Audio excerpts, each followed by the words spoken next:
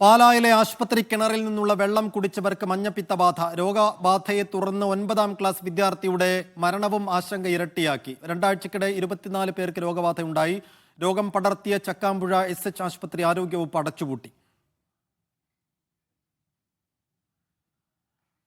ജോസി ബാബു വിശദാംശങ്ങൾ നൽകും. ജോസി, പ്രദേശത്ത് പുതുതായി എത്ര പേർക്ക് മഞ്ഞപ്പിത്ത ബാധയുണ്ട്? ഇത് കൺട്രോൾ ചെയ്യാൻ എന്തെല്ലാം ദ്രുതഗതിയിലുള്ള ആക്ഷൻസ് എടുക്കുന്നുണ്ട് ആരോഗ്യവകുപ്പ്?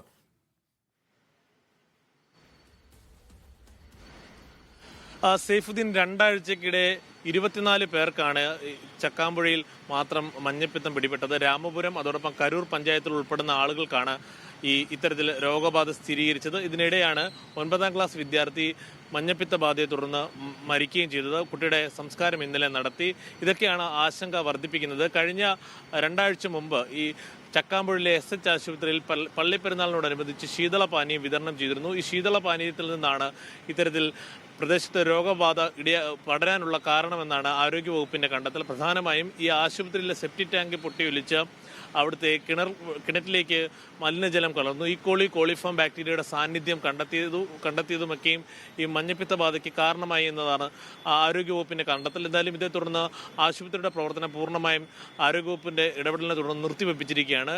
ഈ പ്രദേശത്ത് എന്തായാലും ഇപ്പോൾ ഈ രോഗബാധയെ തുടർന്ന് കർശനമായ ഇടപെടലുകൾ ആരോഗ്യവകുപ്പിന്റെ ഭാഗത്തുനിന്നുണ്ടായിട്ടുണ്ട്. പ്രത്യേകിച്ച് DMOയുടെ നേതൃത്വത്തിൽ പ്രത്യേക യോഗങ്ങൾ ചേർന്നു. അതോടൊപ്പം കരൂർ രാമപുരം പഞ്ചായത്ത് പ്രസിഡന്റുമാരുടെയും ഉദ്യോഗസ്ഥരുടെ നേതൃത്വത്തിൽ യോഗങ്ങൾ ചേർന്ന് സ്ഥിതിഗതികൾ വിലയിരുത്തിയിട്ടുണ്ട്. അതോടൊപ്പം പ്രതിരോധ പ്രവർത്തനങ്ങൾ ഊർജിതമാക്കിയിട്ടുണ്ട്. പ്രത്യേകിച്ച് ക്ലോറിനേഷൻ, അതോടൊപ്പം വീടുകൾ കയറി ഉള്ള ബോധവൽക്കരണം, കിണർ ശുചീകരണം അടക്കമുള്ള പ്രവർത്തനങ്ങളാണ് ഇപ്പോൾ നടക്കുന്നത്. എന്തായാലും രോഗവ്യാപനം പൂർണ്ണമായും ശമിച്ചു എന്ന് പറയാൻ കഴിയില്ല. കാരണം ജില്ലാ മെഡിക്കൽ ഓഫീസറുടെ ഓഫീസ് അറിയിക്കുന്നത് 45 ദിവസം വരെ രോഗവ്യാപനത്തിന് സാധ്യതയുണ്ട്. കേവലം 2 ആഴ്ച മാത്രമാണ് ഇപ്പോൾ ഈ ആദ്യ സംഭവം റിപ്പോർട്ട് ചെയ്തിട്ടായത്.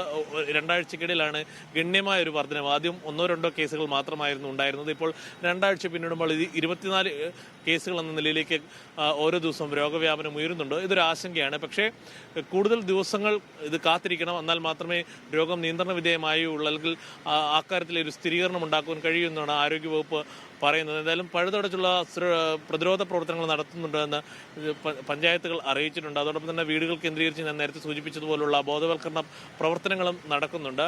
ആദ്യ ദിനങ്ങളിൽ കൂടുതൽ രോഗം ബാധിച്ച ആളുകളിൽ ഏറ്റവും ഗൗരവതരത്തിൽ രോഗം മൂർച്ഛിക്കുകയും പിന്നീട് തെള്ളകത്തെ ആശുപത്രിയിൽ ചികിത്സയിൽ ഇരിക്കുകയും ചെയ്യുമ്പോഴാണ് 9ാം ക്ലാസ് വിദ്യാർത്ഥിയായ സെബിൻ ടോമി മരണപ്പെടുന്നത്. സെബിൻ ടോമിയുടെ സംസ്കാരം ഇന്നലെ ചക്കാമ്പുഴയിലെ ആശുപത്രിയിൽ നടക്കുകയും ചെയ്തു. സൈഫുദ്ദീൻ. ജോസി